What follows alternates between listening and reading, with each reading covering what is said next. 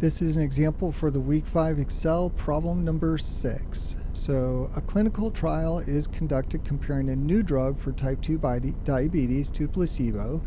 Data are given in the table below. So here's our data. New drug fasting glucose and placebo glucose for 5 patients.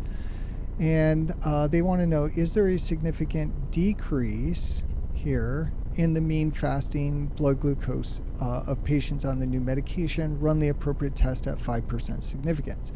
So decrease, that's going to be a one-sided test or a one-tailed test. So our null hypothesis is going to be that the two means are equal. Mean for the new drug equals mean for placebo. That would mean that the drug does not work. Our research hypothesis is going to be that the first mean for the new drug is less than the placebo, because that's going to be a decrease in fasting blood glucose.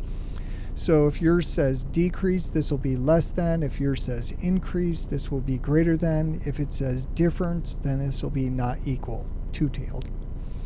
So this is we're testing a difference of means here. So this is a t-test. We can do this with the data analysis tool pack. So click on data, data analysis, and then you want to scroll down to the bottom and you want to click on t-test to sample assuming equal variances.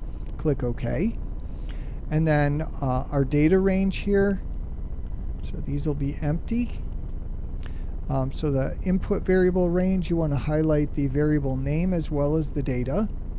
And then for the second variable, highlight the variable label as well as the data. Make sure that you've clicked the labels box. Our hypothesized mean difference is 0. The difference is 0 if the two means are equal. And then we're going to click output range here. And for my output range, I'm going to click the cell right next, that's going to be the upper left of the table, right next to my null alternative. Click OK. And here's our output.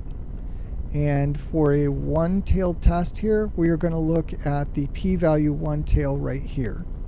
And what we see is that that value at 0.13 is greater than 0.05. So we are not going to reject the null hypothesis. So we're going to keep the null here, which is that the two means are equal. So that's our conclusion. The two means are equal. This drug is not working.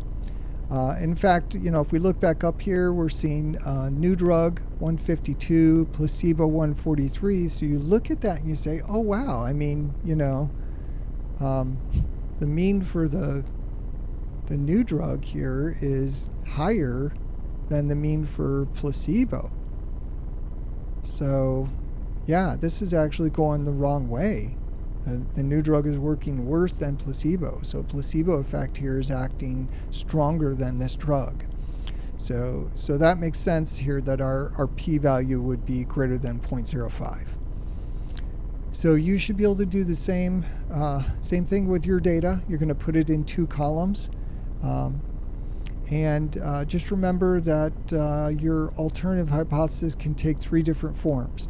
Now, if you have a 2-sided test, remember to use p2-tailed here to make your conclusion.